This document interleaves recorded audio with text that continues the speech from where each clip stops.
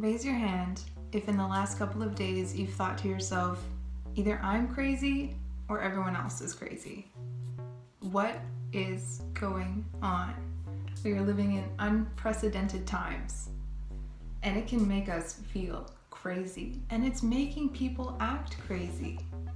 And when I say crazy, I mean like abandoning logical thinking, allowing our emotions to dictate our actions and our attitudes, allowing our trauma and our fear and our anxiety to determine the decisions that we make and how we go through life. So I just gotta say, there's nothing normal about prolonged periods of social isolation. There's nothing normal about not being allowed to see your friends and family.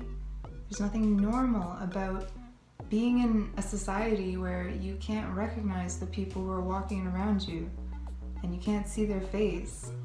There's nothing normal about being on devices all day long and communicating through the lens of technology. And I'm not saying that a little bit of any of those things is going to create irreversible damage, but if we continue to perpetuate the idea that any of those things are normal, we're just going to get increasingly more frustrated and dissatisfied in every area of life. Because each one of those restrictions represents a need that we have as human beings for connection with each other and with ourselves and with the greater community that we live in. And in order for us to have meaning and purpose in our life, we need to be connected. So even when it's difficult, even when you feel crazy, or you wonder if everyone else is crazy, just keep doing the best you can, making the next right decision, and meeting the resistance that's going to come from that, because we just have to be really extra bold and extra committed to creating the reality that we want to create that's going to be meaningful for us.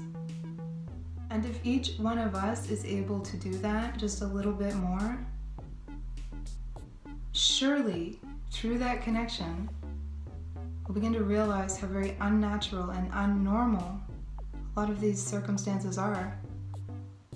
And that there might be some very good reasons that we feel crazy sometimes.